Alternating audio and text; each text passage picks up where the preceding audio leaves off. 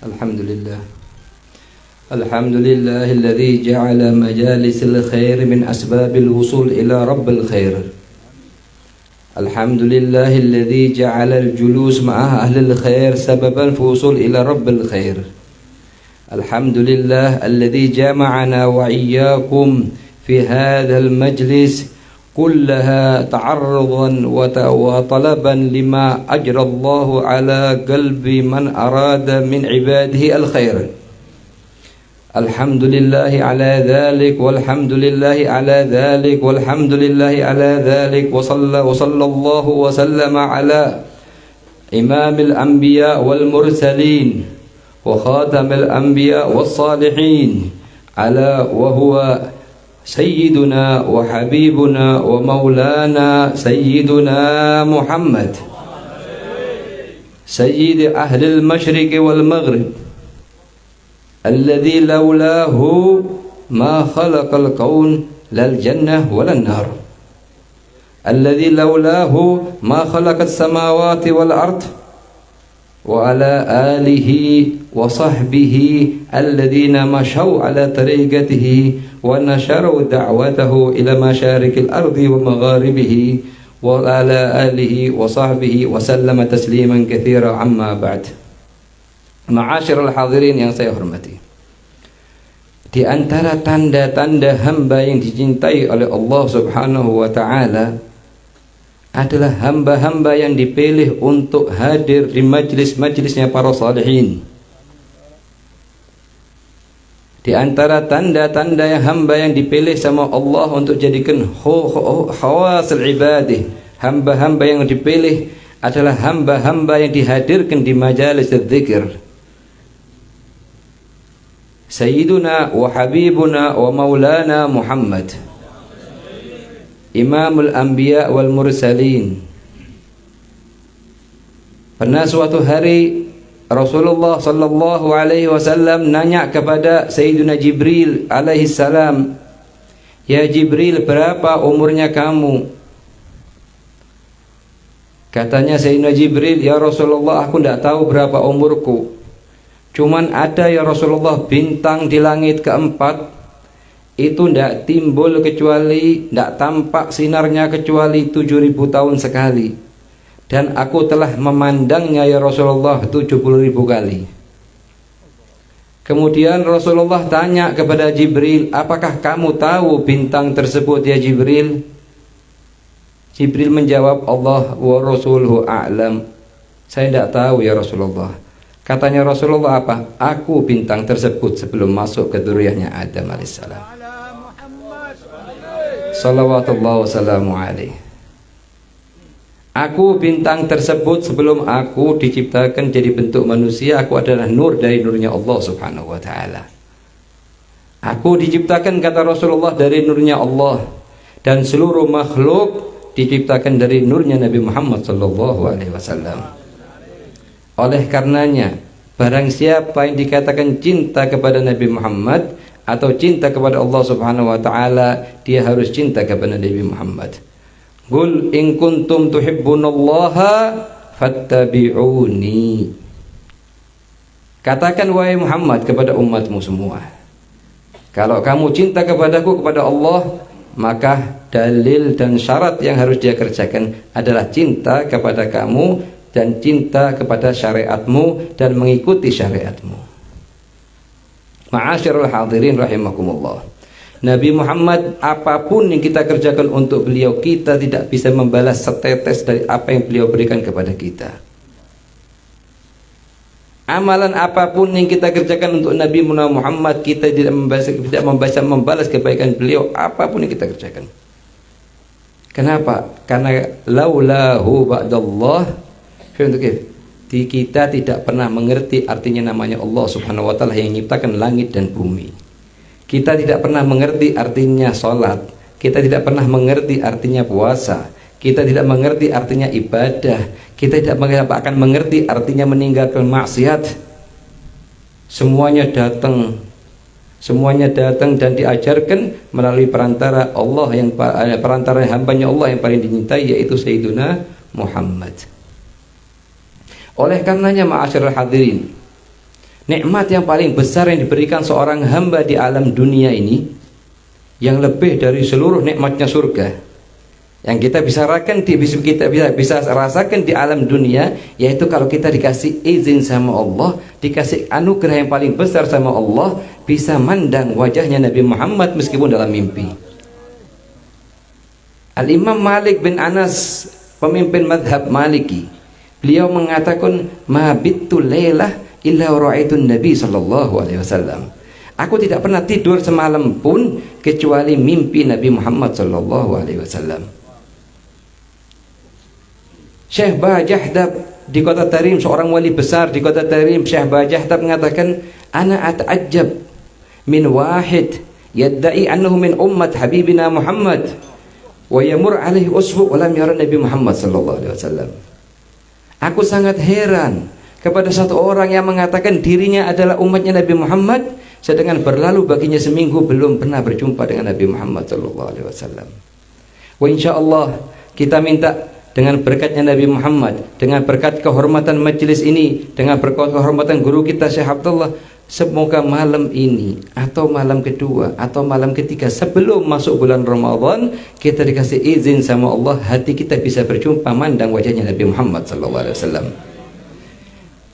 Katanya Rasulullah, man ra'ani faqad ra'ani fa inna syaitan la yatamathalu bi. Barang siapa yang bisa mandangku, sesungguhnya dia betul-betul adalah wajahku, betul-betul dia adalah diriku, sesungguhnya syaitan tidak bisa menyerupaiku. Dalam hadis yang lain Rasulullah mengatakan, man ra'ani la yadkhulun nar. Barang siapa yang pernah berjumpaku, dia tidak akan masuk ke dalam nerakanya Allah Subhanahu wa taala. Para ulama menjelaskan, kalau mungkin kita dalam masa setahun ini belum berjumpa Nabi Muhammad, ada beberapa amalan yang memudahkan kita untuk bisa berjumpa kepada Nabi Muhammad sallallahu alaihi wasallam. Amalan yang sering dianjurkan oleh guru kita untuk kita amalkan dan kita lakukan adalah sebelum tidur kita membaca a'udzubillahi minasyaitonirrajim 5 kali. Yang kedua, kita membaca Bismillahirrahmanirrahim 5 kali. Yang ketiga, cuma 3 zikir. Yang ketiga, kita ucapkan Allahumma bihaqqi sayyidina Muhammad wa ahli sayyidina Muhammad arini wajha sayyidina Muhammad halan wa ma'alan. Allahumma bihaqqi sayyidina Muhammad arini wajha wa ahli sayyidina Muhammad arini wajha sayyidina Muhammad halan wa ma'alan. 5 kali. Ada satu orang murid yang setelah mendengar faedah ini, dia langsung amalkan. Sebelum tidur dia baca. Malam itu langsung dia berjumpa dengan junjungan kita Nabi Muhammad. Kemudian tatkala dia bangun di pertengahan malam, dibaca lagi sama beliau. Tidur lagi, mimpi lagi Nabi Muhammad datang lagi ke beliau. Dikasih kenikmatan yang paling besar di alam dunia, itu bisa mimpi semalam 2 kali Nabi Muhammad sallallahu alaihi wasallam. Semoga kita insyaallah dengan perantara majelis yang sangat mulia ini, kita dikasih oleh Allah Subhanahu wa taala untuk bisa mandang junjungan kita yang akan memberi syafaat kita di hari kiamat, yaitu Nabiuna Muhammad sallallahu alaihi wasallam. Dan Allah jika ingin mengasihi hambanya, tidak ada yang bisa menghalanginya. Yang kedua, perkara yang kedua yang paling penting, ma'asyarul hadirin, kita selalu membaca firman-Nya Allah, qul in kuntum tuhibbunallaha fattabi'uni. Ya Muhammad, katakanlah kepada umatmu, kalau kamu cinta kepadaku, kata Allah, maka ikutilah Nabi Muhammad. Fattabi'uni, ikutilah ajaranku, ajaran Nabi Muhammad sallallahu alaihi wasallam. Di antara amalan yang sangat sepele dan sangat singkat, insya Allah tidak memberatkan bagi kita, adalah 4 perkara yang kita anjurkan untuk mulai malam ini insya Allah kita amalkan. Amalan yang pertama, begitu kita bangun dari tidur kita, langsung kita ucapkan Alhamdulillah alladzi ahyana ba'dama amatana wa ilaihin nusyur. Ini usahakan jangan sampai ada yang lupa. Kenapa? Sebagai tanda cintanya kita kepada Nabi Muhammad dan cintanya kita Nabi Muhammad sebagai tanda cintanya kita kepada Allah Subhanahu wa taala. Yang kedua sebelum kita masuk kamar mandi, perhatikan kaki kanan dan kaki kiri. Kita dulukan begitu akan masuk kamar mandi, dulukan kaki kiri. Yang diiringi dengan doa bismillah Allahumma inni a'udzubika minal khubuthi wal khaba'ith wa minar rijsil najisil khabithil mukhbish syaitanir rajim. Yang ketiga, waktu dikeluar dari kamar mandi kita perhatikan kaki kanannya kita dulukan sambil membaca ghufranak ghufranak ghufranak alhamdulillahilladzi adhaba anil adza wa afani. Yang keempat, kita dari keluar kamar mandi mesti kita pakai baju. Waktu kita pakai baju, kita ucapkan alhamdulillahilladzi kasani hadza thawb wa razaqani min ghairi haulin minni wala quwwah. 4 kalimat kita ucapkan. Sebagai apa semuanya ini? Sebagai tanda cintanya kita kepada Nabi Muhammad sallallahu alaihi wasallam. Jika tidak, ma'asyarul hadirin, maka banyak dari saudara kita, dia kalau ditanya cinta kepada Allah, naam cinta kepada Allah. Cinta kepada Nabi Muhammad, cinta kepada Nabi Muhammad. Tapi mungkin berlalu seminggu atau sebulan atau setahun, bangun tidur tidak baca doa, masuk kamar mandi tidak baca doa, keluar dari kamar mandi tidak baca doa, pakai baju tidak membaca doa. Kurang cintanya, kurang sempurna. Nah, kita dari mulai bangun tidur sampai kita tidur lagi ada sekian ratus sunnah dari sunnahnya Nabi Muhammad sallallahu alaihi wasallam yang sangat untuk dianjurkan untuk diamalkan. Cuman untuk sampai kepada Allah Subhanahu wa taala ini, kata para ulama, harus dengan 2, ngerjakan amal ketaatan dan jauhi kemaksiatan. Tidak bisa seorang hamba sampai kepada Allah kecuali dengan 2 kaki ini. Kaki pertamanya namanya amal ketaatan. Kita kerjakan amal ketaatan semampunya kita, tanpa maksa diri. Yang kedua yang paling penting, kita jauhi seluruh jenis kemaksiatan baik zahir atau batin, seluruhnya tanpa ada perkecualian. Dengan 2 ini kita akan sampai kepada Allah Subhanahu wa taala yang menciptakan kita, yang memberi nikmat kita. Laula ni'matul iman wal Islam la kafa. Kalau seandainya kita tidak diberi nikmat Allah kecuali nikmatul Islam dan nikmat iman, sudah sangat cukup. Oleh karenanya, yang paling kita butuhkan di dalam alam dunia ini adalah apa? Mengikuti jejaknya Nabi Muhammad SAW atas seluruh perkara amal ketaatan dan menjauhi seluruh pelarangannya Nabi Muhammad atas seluruh amal maksiatan. Dengan 2 perkara ini insya Allah kita usaha dengan semampu kita untuk bisa mengerjakan. Kita minta sama Allah bantuan dan taufiknya. Karena seorang hamba, katanya para ulama, tidak bisa mengerjakan amal ketaatan apapun atau ninggal maksiatan apapun kecuali dengan taufiknya Allah Subhanahu wa taala. Sayyidina Ali bin Abi Thalib mengatakan, perkara yang paling mulia turun dari langit ke bumi adalah namanya at-taufiq. Dan perkara yang paling mulia dari bumi naik ke langit ada namanya al-ikhlas. 2 perkara ini, at-taufiq sama al-ikhlas. Selalu kita minta sama Allah diberi hidayah dan diberi taufiknya agar mudah kita untuk mengerjakan amal ketaatan. Sebagaimana disampaikan oleh akhina, bahwa banyak dari pemuda-pemuda daerah sini jadi sumber kebaikan, sumber majelis taklim, sumber majelis khair. Ini termasuk dari taufik yang Allah turunkan kepada mereka. Semoga kita semua diberi taufik dan hidayahnya, bisa mengikuti jejaknya jalur salafus saleh. Itu yang pertama. Yang kedua adalah meninggalkan maksiat. Maksiat di zaman sekarang tidak seperti di zaman 20 tahun yang lalu. Apalagi dengan timbulnya perantara-perantara seperti HP dan lain-lain. Kalau kita zaman 20 tahun yang lalu atau 25 tahun yang lalu, kita salam dari sholat, assalamualaikum warahmatullah, assalamualaikum warahmatullah, semuanya duduk di masjid, baca Allahumma antas salam wa minkas salam wa ilaika, dengan tenang semuanya. Kalau sekarang muda-muda zaman sekarang, sebagian, bukan semuanya, sebagian assalamualaikum warahmatullah, assalamualaikum warahmatullah, langsung keluarkan HP-nya. Dan ini sesuatu kekurangan. sesuatu yang sangat menyedihkan di hati kita. Kenapa? Karena orang Yahudi dan Nasara, musuh-musuhnya Islam, telah berhasil menghancurkan pemuda-pemuda Islam. Katanya Habib Zaid bin Ibrahim bin Samit, barang siapa langsung assalamualaikum warahmatullahi wabarakatuh tanpa ada udzur darurat, dia langsung mengeluarkan HP seakan-akan dia mengatakan kepada Allah dengan lisannya halnya, ya Allah, aku tidak butuh hajat apapun kepada kamu. Ini bukan masalah sepele. Oke.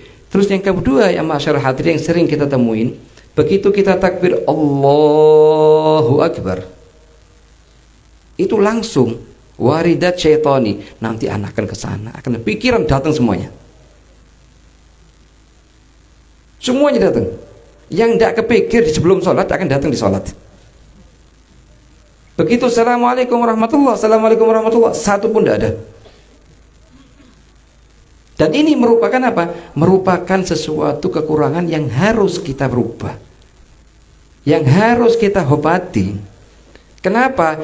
Karena Allah menerima sholatnya seorang hamba sesuai dengan kadar kehusuan dia waktu dia sholat. Kalau dia khusyuknya 20%, diterima 20%. Kalau khusyuknya 40, diterima 40. Dan khusyuk ini sulit. Katanya para ulama, kalau kita tidak bisa khusyuk dari awal sholat sampai akhir sholat, paling tidaknya, paling minimnya kita khusyuk di 3 tempat. Yang pertama, waktu kita ucapkan wajjahtu wajhiya lilladzi, baca doa iftitah, ada kalimat wajjahtu wajhiya lilladzi fataras samawat. Itu yang pertama. Yang kedua, waktu kita membaca iyyaka na'budu wa iyyaka nasta'in, karena kita bicara dengan Allah.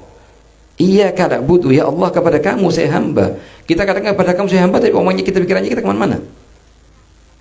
Ini yang kedua. Yang ketiga, waktu kita mengucapkan di tasyahud assalamu alayka ayyuhan nabiyyu, itu di 3 masalah kita diusahakan untuk khusyuk. Kalau tidak bisa dari awal sampai akhir, cuman kita tetap usaha. Begitu kita keluar pikirannya kita kemana, ke toko, ke pasar dan lain-lain, kembali lagi. Dipaksa, kita paksa. Sampai suatu hari Rasulullah berkata kepada para sahabat, barang siapa bisa di antara kalian sholat 4 rakaat khusyuk dari awal salam sampai akhir, dari awal takbir sampai akhir salam, maka setelah sholat saya akan kasih salah satu dari 2 unta yang sangat bagus ini. Satu sahabat bilang, saya ya Rasulullah. Berdiri sholat. Sholat Allahu Akbar. Rakaat pertama selamat, rakaat kedua selamat, ketiga selamat, keempat di tasyahud terakhir timbul di hatinya dia, unta yang sebelah mana yang akan dikasihkan sama Rasulullah. Di Rasulullah maksum, semua wahyu turun kepada beliau. Akhirnya ngaku sahabatnya Rasulullah, terus terang rakaat pertama 2, 3 selamat, di rakaat terakhir sebelum salam timbul hati pertanyaan begini. Ini sangat menunjukkan apa? Menunjukkan sangat sulitnya untuk khusyuk. Bila itu sahabat, apalagi di zamannya kita sekarang.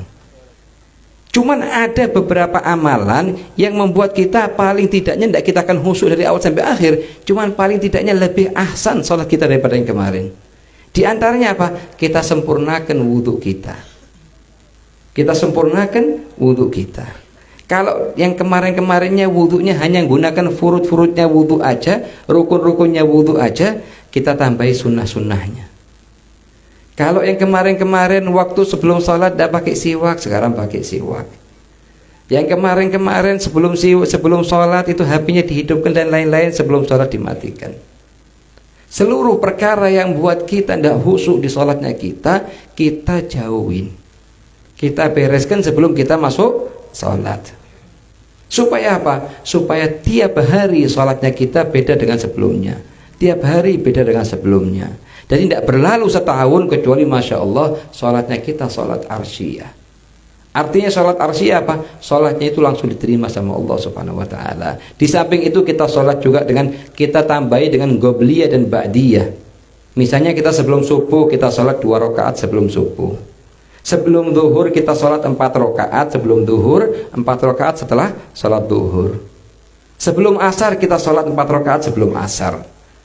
Sebelum maghrib kita sholat 2 rakaat sebelum maghrib, 2 rakaat setelah maghrib. Sebelum isya kita rakaat 2 rakaat sebelum isya dan 2 rakaat setelah sholat isya. Itu diantara amalan-amalan sunnah yang untuk menambah kesempurnaan sholat. Karena para ulama menjelaskan kepada kita, faedahnya kita menjaga sholat sunnah atau puasa sunnah atau zikir sunnah adalah 3. Yang pertama, untuk menutupin kekurangan-kekurangan yang ada di sholat fardunya kita.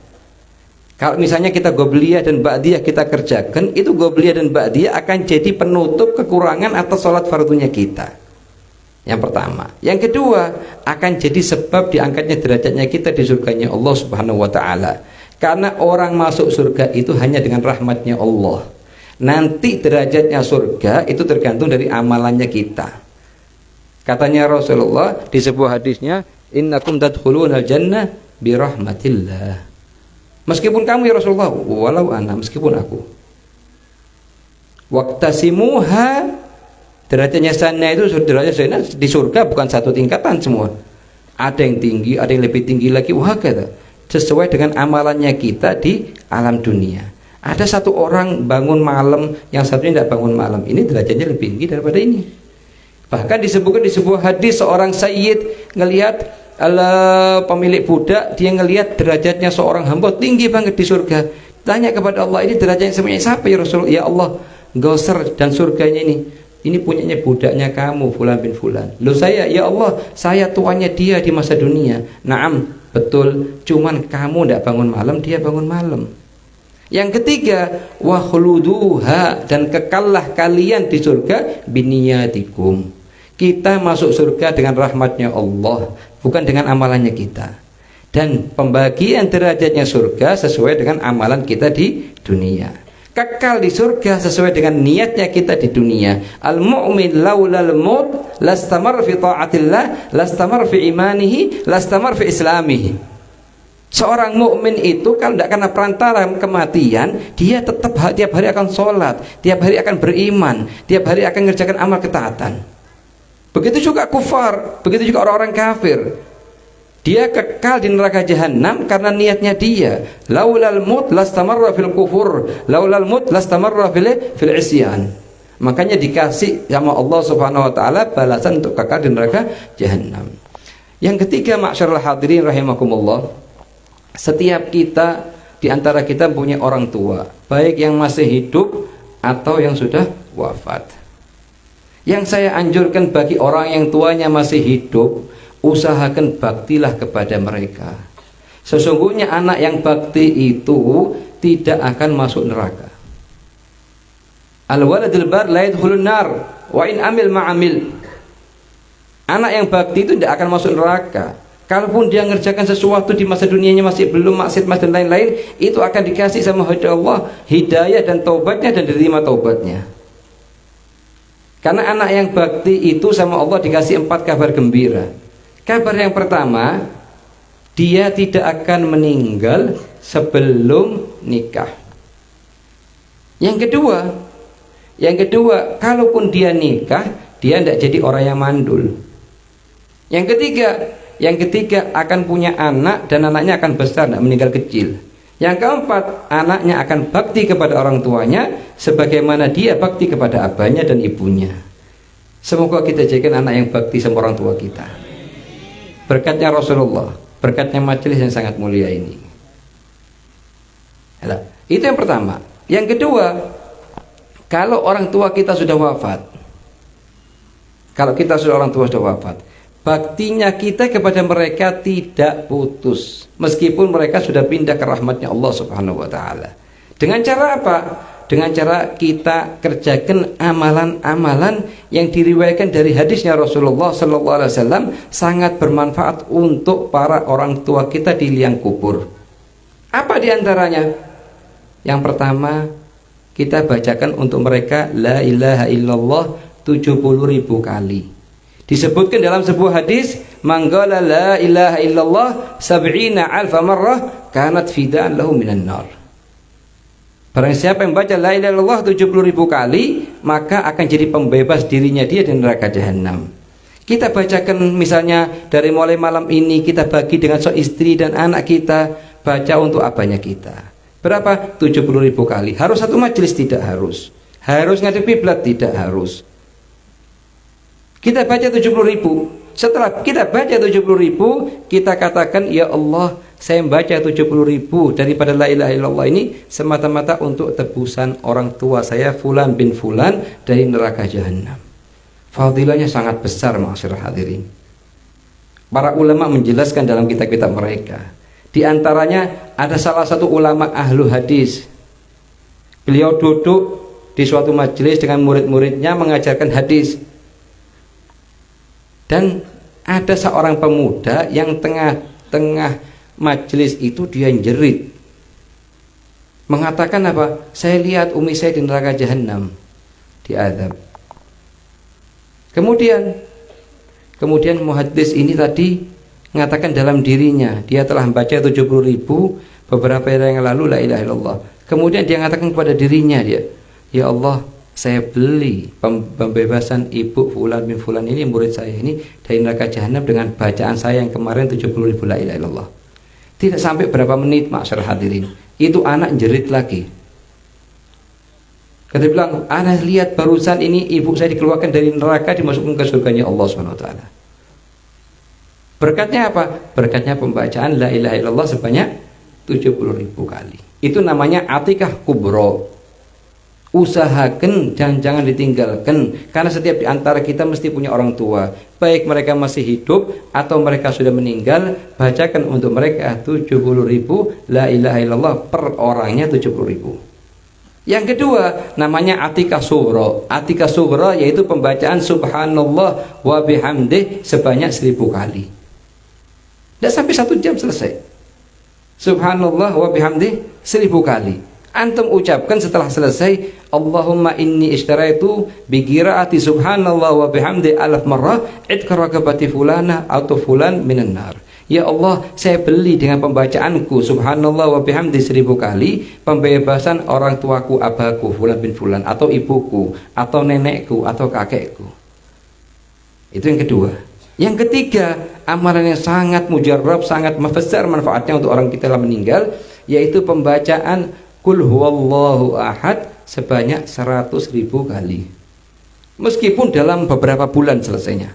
Kita baca tiap harinya misalnya 200, 100, kita bagi kepada keluarga kita, dalam sebulan baru hatam. Hatam kita hadiahkan kepada abah kita. Hatam lagi hadiahkan kepada ibu kita. Disebutkan dalam sebuah hadis, man qara'a surat al-ikhlas mi'ata alf marrah fayunadi munadi min qibal arsy ala inna fulan ibna fulan atiqallah minan nar.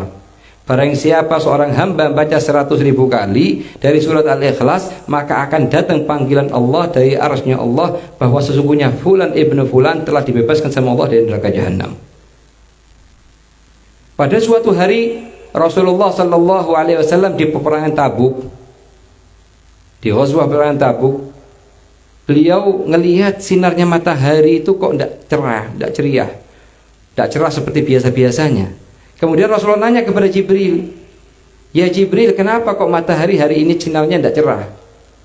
Naam ya Rasulullah, hari ini turun dari langit 70.000 malaikat untuk sholat jenazahnya salah satu sahabatmu yang meninggal di Madinah detik ini. Siapa dia ya Jibril? Dia adalah Muawiyah bin Muawiyah al-Laythi.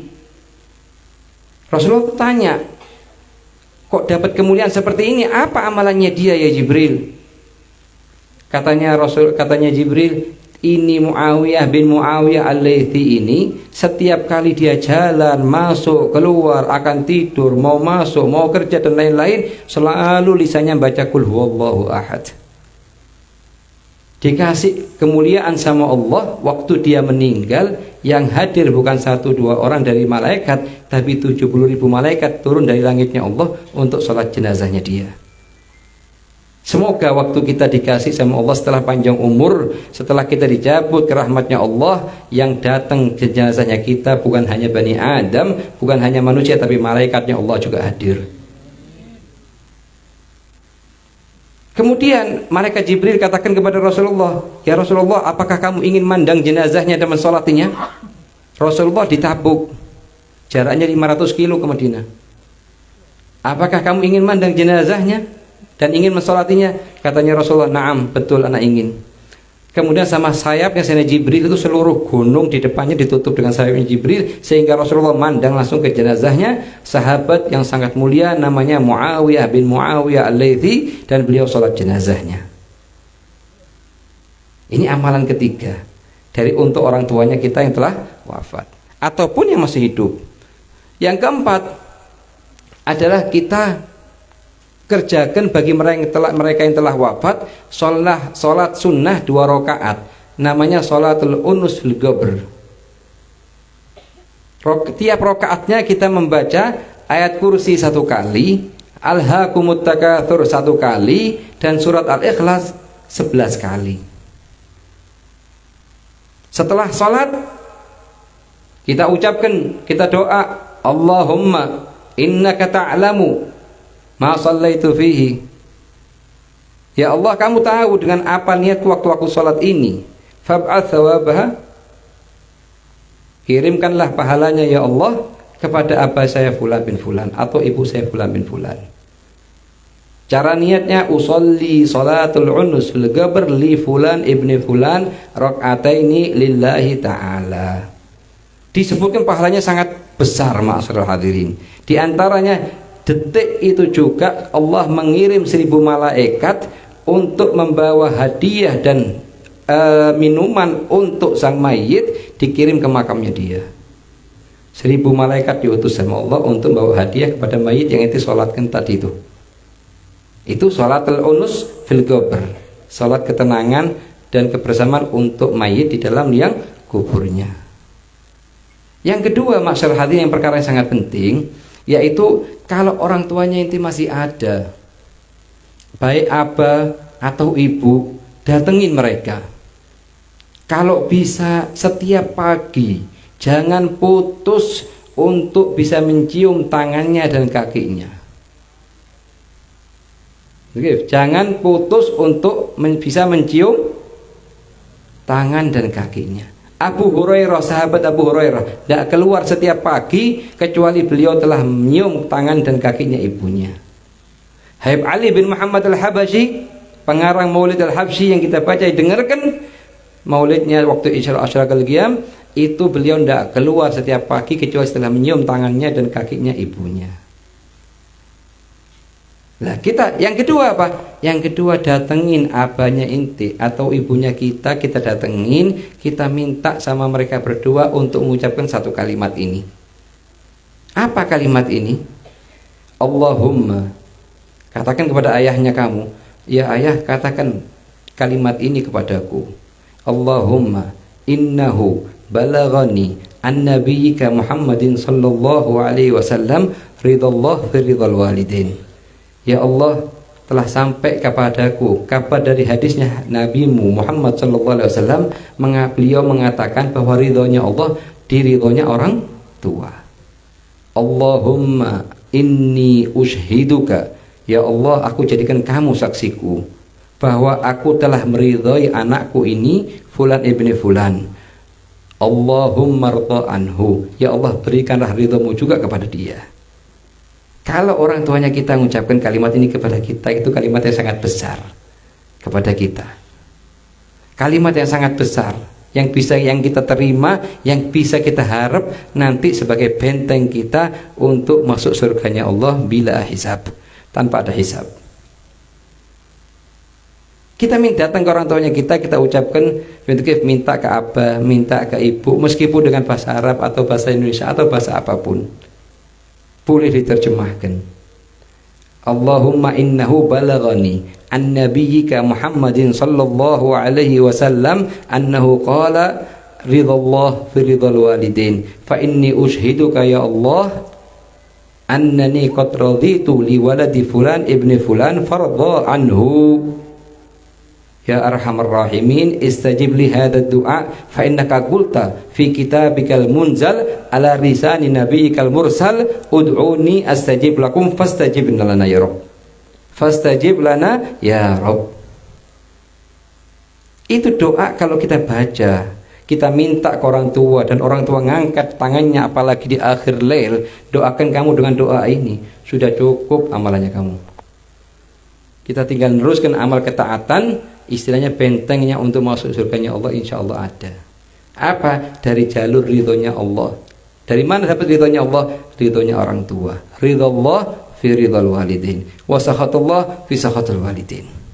Jangan sampai ma'syarul hadirin di antara kita ada yang nyinggung hatinya orang tua, abah atau ibu. Apalagi insya Allah tidak ada di majelis ini. Apalagi mengutamakan istri lebih dari ibunya. Ada salah satu sahabat namanya Jurej. Salah satu sahabat namanya Alqamah. Salah satu sahabatnya Rasul namanya Alqamah. Alqamah ini orang pemuda yang sangat soleh, sering puasa, sering zikir. Begitu mau sakaratul maut, istrinya datang ke Rasulullah.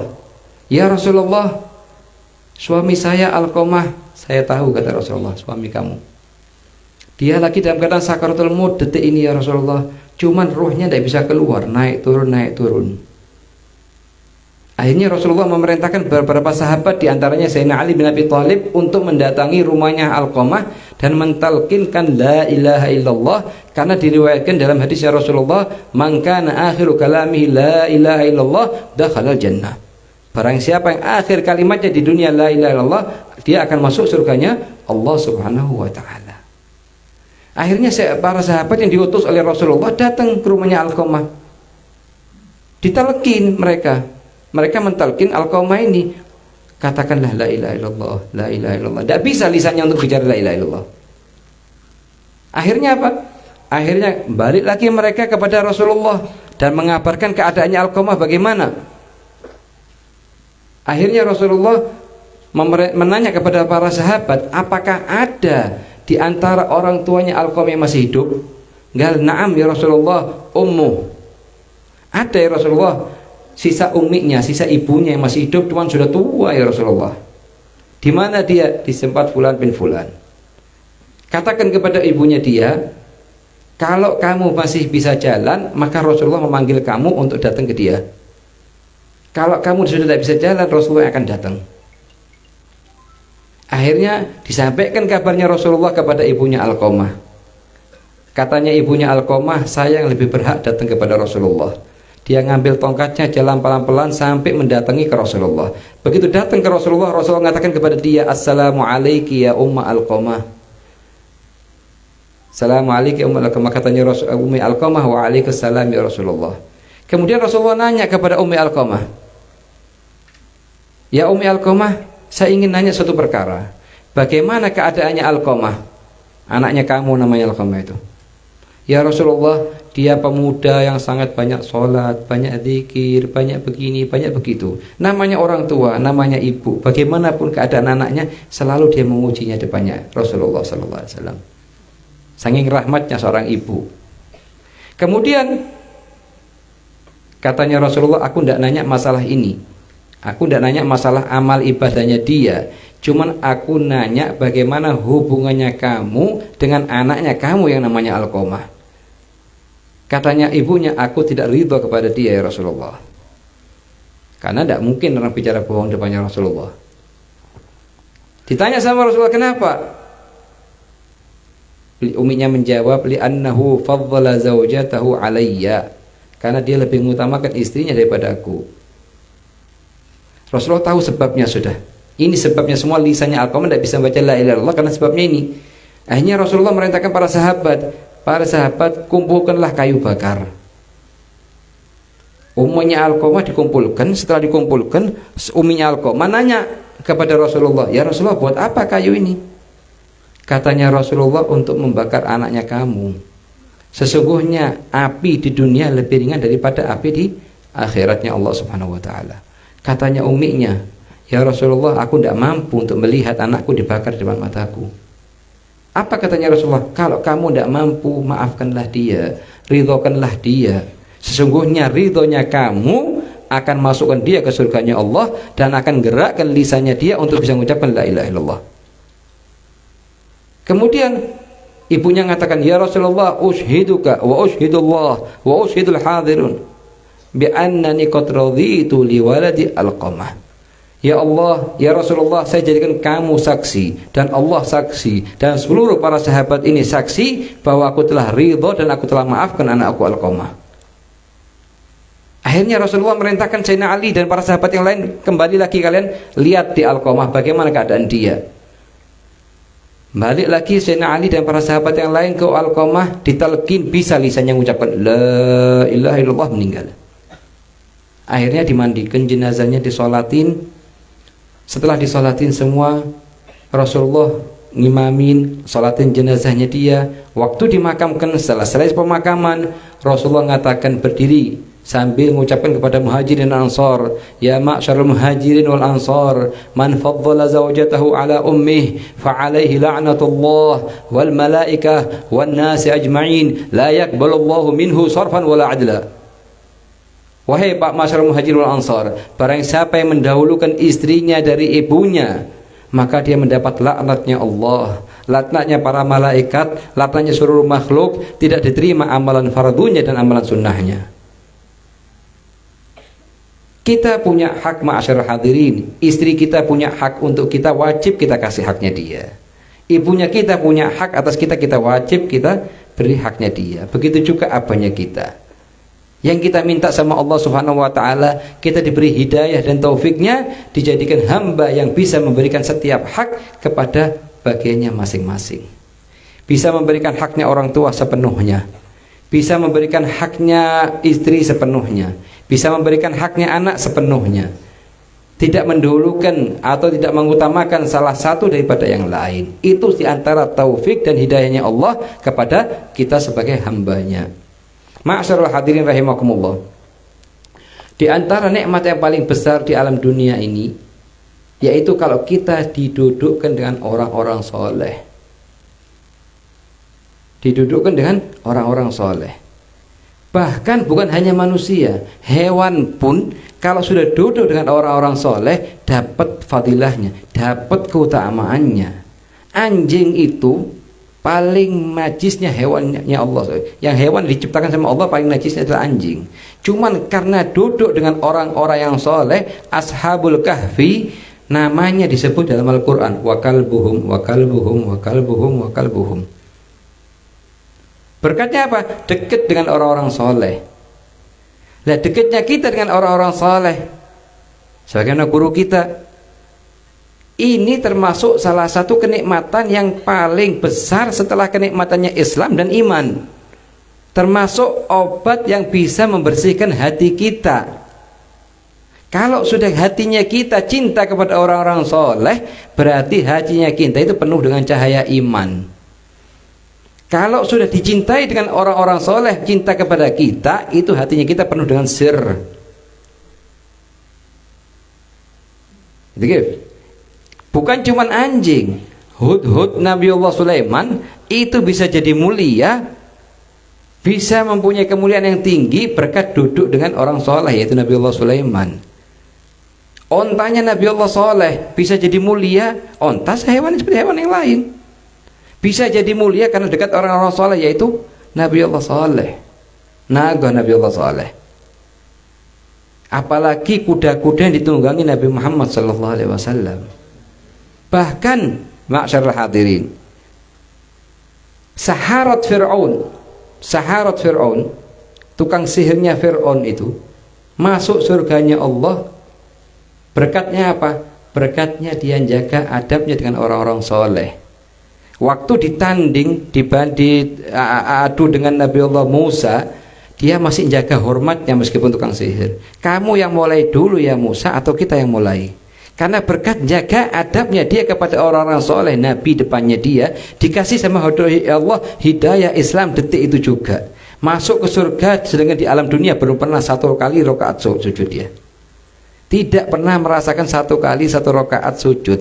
Cuman berkatnya adab kepada Nabi depannya dia, orang-orang soleh, dikasih sama Allah hidayah Islam sehingga masuk kepada Islam dan masuk kepada agamanya Nabi Allah Musa dan dibunuh oleh Fir'aun, terakhirnya masuk surganya Allah Subhanahu wa taala. Di Madinah, kalau antum ziarah makamnya syuhada Uhud, di bagian terakhir ada makamnya seorang Yahudi namanya Muhayriq. Muhairik ini di peperangan Uhud, masih di peperangan Uhud berjalan sekarang. Itu dia seorang Yahudi mengatakan kepada teman-temannya, wahai para sahabatku, kamu tahu ini adalah Rasulullah. Kenapa kamu masih menentang dia? Kenapa kalian masih memerangin dia? Sedangkan kalian tahu kalau depannya kalian ada Rasulullah. Karena sebutkan di semua kitab Injil dan Taurat sifatnya Rasulullah begini dan begini, dan semuanya sifat ini ada pada dirinya Rasulullah sallallahu alaihi wasallam. Akhirnya apa? Akhirnya karena teman-temannya tidak mau ngikutin keinginannya dia, ajakannya dia untuk masuk Islam, di peperangan Uhud dia sendiri berangkat ke Rasulullah sallallahu alaihi wasallam. Ya Rasulullah, berdaya Rasulullah, dia mengatakan aku akan masuk kepada Islam, mengatakan asyhadu an la ilaha illallah wa annaka Rasulullah. Kemudian apa? Selesai? Tidak. Dia menghibahkan 7 kebunnya dia kepada Rasulullah. Di hari yang tersebut akhirnya dia hadir peperangan Uhud, termasuk salah satu orang yang terbunuh di peperangan Uhud, sehingga dimakamkan dirinya dia dalam bersama para syuhada Uhud yang lain. Ini kenikmatan yang paling besar ma'asyiral hadirin yang harus kita syukurin.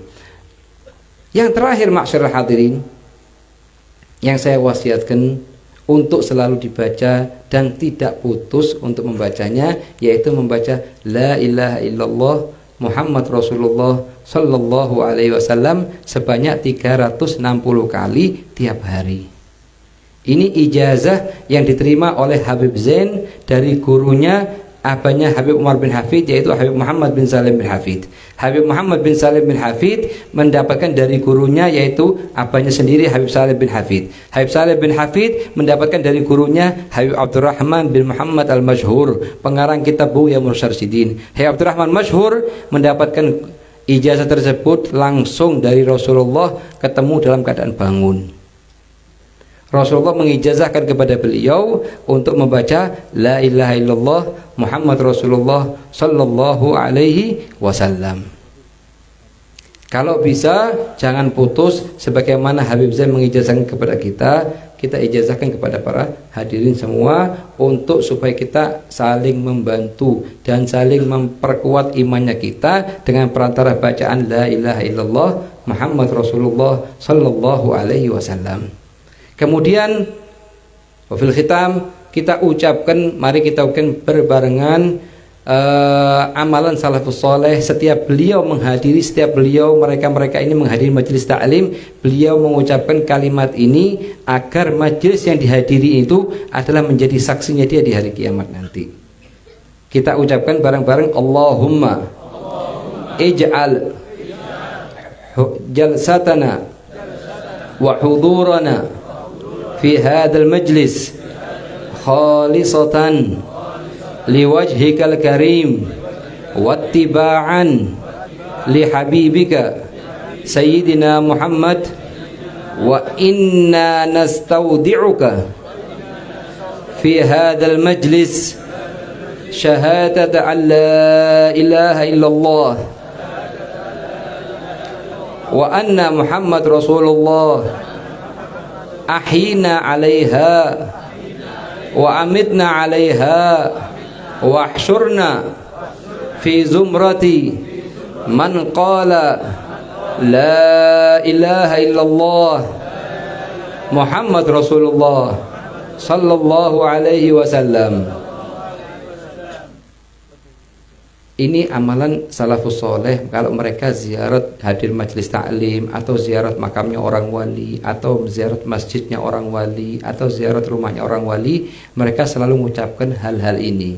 Kalimat-kalimat yang kita ucapkan pada malam ini, nanti tempat-tempat tersebut yang kita ziarah itu akan jadi saksinya kita di hari kiamat, karena kita termasuk golongan yang mengucapkan la ilaha illallah Muhammad Rasulullah sallallahu alaihi wasallam. Wa fil khitam, saya minta kepada para hadirin untuk selalu menjaga taqwallah, menjaga ketakwaan kita kepada Allah Subhanahu wa taala. Di antara amalan ketakwaan yang perlu kita jaga ma'asyiral hadirin di zamannya kita sekarang, kita untuk tidak selalu habis waktunya kita untuk hal-hal yang tidak bermanfaat. Di antaranya apa? Di antaranya kita sibukkan diri kita dengan HP-nya kita. Apalagi yang anak muda-muda kadang duduk sampai 2 jam, 3 jam, 4 jam habis di paru. Karena paling mahalnya di diri kita adalah umurnya kita. Setiap jam akan dihisab di hari kiamat oleh Allah Subhanahu wa taala. Tidak ada satu ucapan pun, tidak ada satu kalimat pun yang kita ucapkan di HP kita atau kita tulis di HP kita kecuali akan diminta hisabnya oleh Allah di hari kiamat. Ma yalfidhu min qaulin illa ladaihi raqibun atid. Tidak ada satu kalimat pun kecuali akan dihisab oleh Allah di hari kiamat nanti. Yang saya sangat anjurkan untuk semua apapun teman-teman kita yang ngirim ke kita film-film atau video-video yang lucu-lucu yang sudah 100% itu bohong, buatan, jangan sampai kita sebarkan kepada orang lain. Kadang di antara kita punya grup, kita ada barang yang lucu kita kirim. Kita kirim sana, kirim sini, kirim sana, kirim sini. Itu dosanya ma'syarul hadirin melebihi langit dan bumi. Katanya Rasulullah akan datang di akhir zaman nanti satu orang bohong dan bohongannya dia itu nyampe ke masyriq dan maghrib. Kalau di zamannya Rasulullah mustahil orang bohong ya dibohong depannya dia aja 4, 5, 6 orang. Tapi akan datang di akhir zaman nanti katanya Rasulullah seorang bohong dan bohongnya itu akan nyampe ke masyriq dan maghrib. Lah kalau sudah kita tahu ini cerita lucu yang dikirim oleh teman kita, cerita yang bohong, buat-buatan, jangan sampai kita kesianin diri kita kesianin amal hasanatnya kita, puasanya kita, sholatnya kita kesianin. Bagaimana cara kesianin? Jangan sampai kita kirim ini. Karena kalau sudah kekirim kita tarik lagi tidak bisa nanti. Apalagi yang ucapan-ucapan yang tidak baik, apalagi yang ada gunjing orang lain, ghibah, ngerasani orang lain, terus kita kirim ke fulan, itu dosanya akan kita tanggung. Katanya Rasulullah disebut hadisnya bahwa ghibah satu kali itu bisa menghapus pahala 70 sholat yang dimakbul, yang sudah diterima oleh Allah. Lah kalau sehari 2 kali ngerasani tetangga atau ngerasani family, ngerasani kerabat atau ngerasani orang lain, sudah 140 sholat.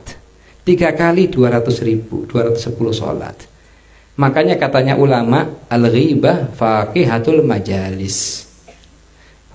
Menggunjing orang lain itu termasuk buah-buahnya di majelis. Suguhannya di majelis itu kalau sudah kena gunjing orang tetap jalan.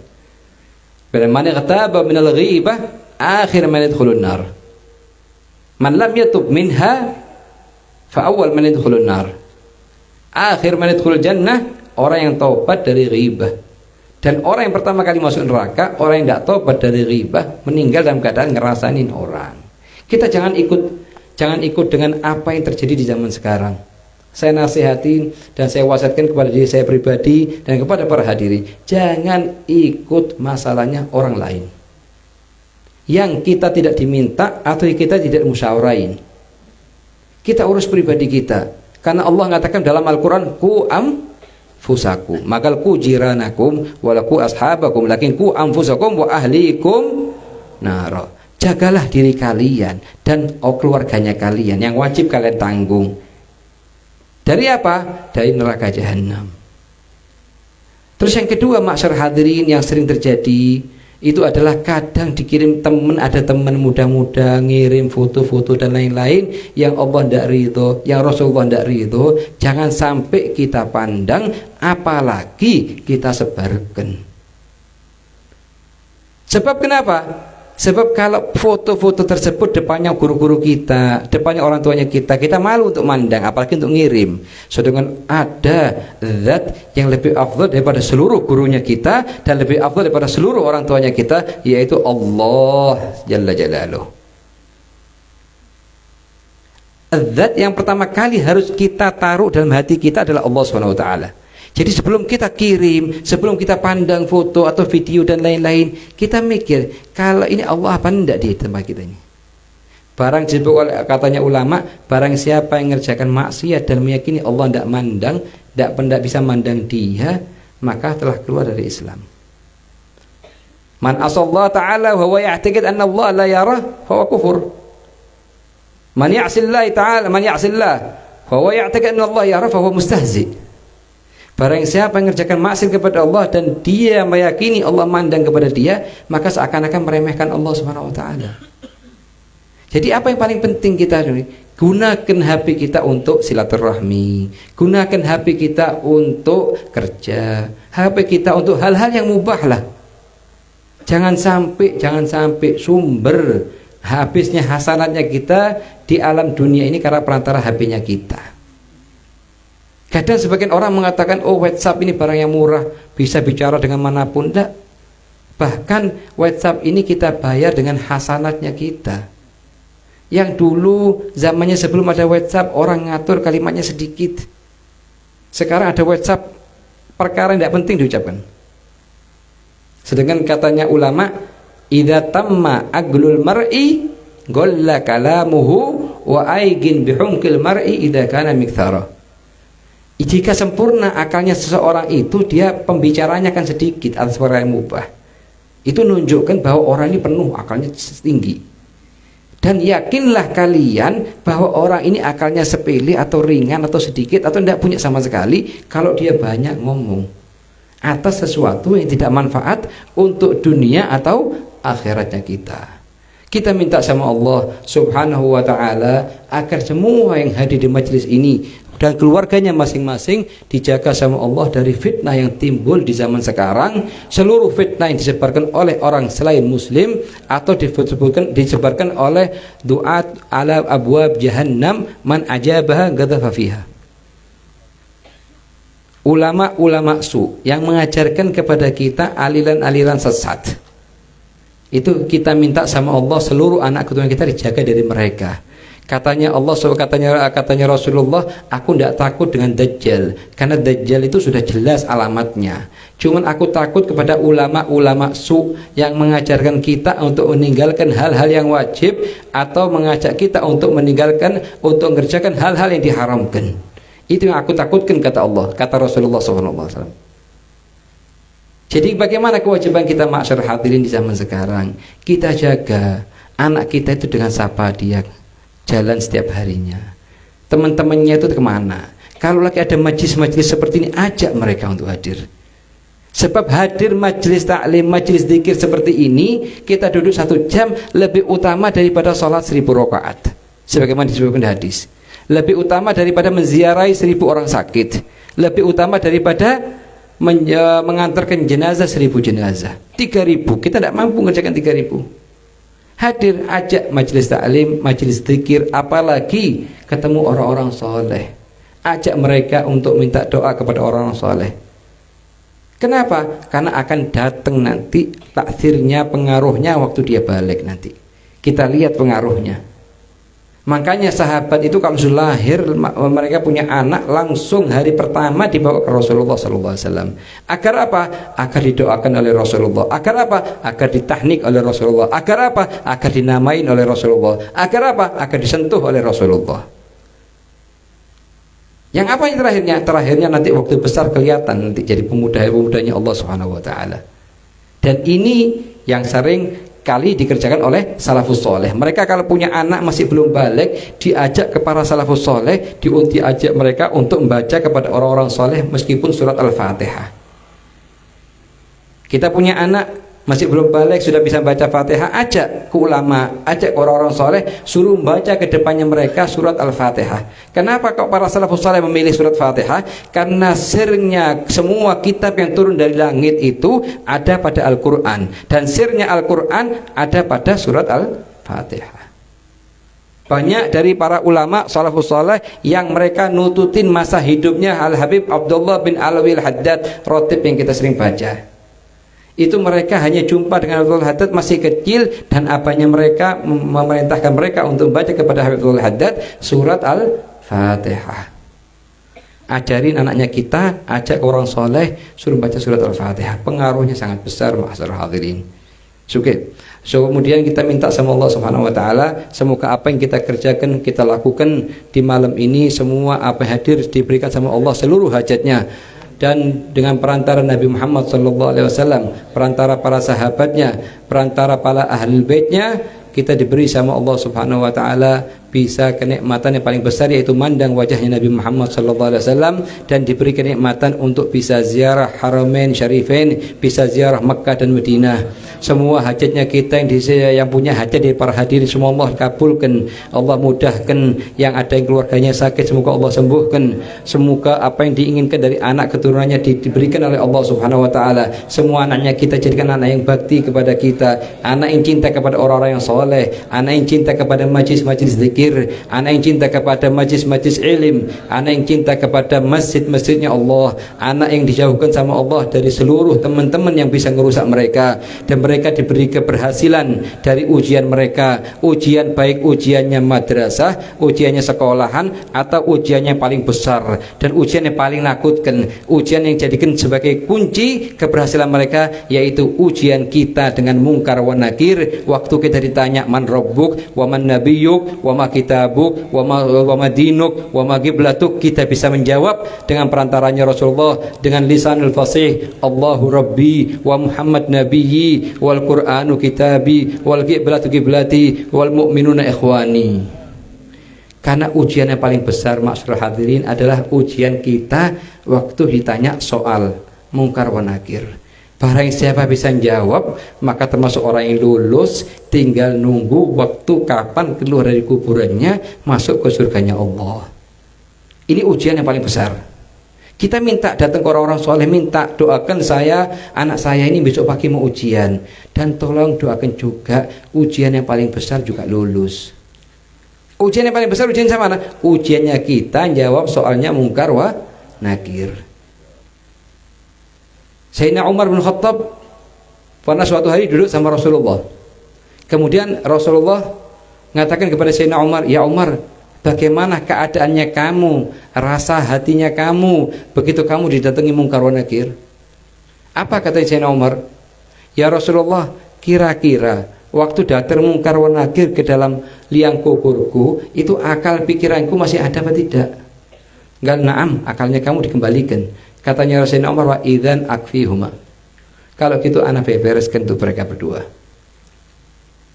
Kita minta sama Allah termasuk golongan-golongan yang dikasih kemampuan untuk menjawab seluruh pertanyaan yang sangat sulit di alam barzakh, yaitu bisa menjawab seluruh pertanyaan mungkar wa nakir, dan kita dikasih husnul khatimah ba'datul umur. Kita doakan guru kita Syekhana dikasih panjang umur, sehat wal afiat. Katanya para ulama, urkubu ala Muhammadin fi ahli baitih. Sayyidina Abu Bakar Siddiq mengatakan, dekatkanlah kalian kepada Nabi Muhammad dengan dekat kepada orang keluarganya Nabi Muhammad, orang yang cinta kepada keluarganya Nabi Muhammad. Selama hatinya kita punya rasa cinta kepada para sahabatnya Nabi Muhammad, kepada ahli baitnya Nabi Muhammad, insya Allah kita selamat dunia akhirat. Kalau sudah kita agak jauh dari keluarganya Nabi Muhammad, kita jauh dari para sahabatnya Nabi Muhammad, jauh dari orang-orang yang cinta kepada Nabi Muhammad, itu nasallallahu afiyah. Semoga kita diselamatkan dari dunia ini, dari seluruh fitnah yang ada. Wa nas'alullaha lana wa lakum bihaqqi Rasulillah, bihaqqi Fatimah Az-Zahra, bihaqqi Khadijatul Kubra, bihaqqi Aisyah Ridha, bihaqqi jami' sahabat Rasulillah, ahli bait Rasulillah, syuhada Badr, syuhada Uhud. Nas'aluka minal uqul awfarha, minal adhan asfaha, wa minal a'mal azkaha, wa minal akhlaq atyabaha, wa minal arzaq ajzalaha, wa minal afiyah akmalaha, wa minad dunya khairaha, wa minal akhirah na'imaha, bihaqqi habibina Muhammad. Ahyina 'alal Islam wa sunnah, wa tawaffana 'alal iman wa taubah. Allahumma nazzih qulubana ta'alluq man dunak, waj'alna min qaumin tuhibbuhum wa yuhibbunak. Allahumma la takshif lana al-hal, wa barik lana fil ahli wal mali wal 'iyal, waqfina min syarri ma ta'ti bil ayyam wal layal. Allahumma inna nas'aluka min khairi ma sa'alaka minhu 'abduka wa nabiyyuka Muhammadun sallallahu alaihi wasallam wa ibadika salihun, wa na'udzu bika mimma sta'adzaka minhu 'abduka wa nabiyyuka Muhammadun sallallahu alaihi wasallam wa ibadika salihun. Allahumma nas'aluka minal khairi kullih, 'ajilihi wa 'ajilihi, ma 'alimna minhu wa ma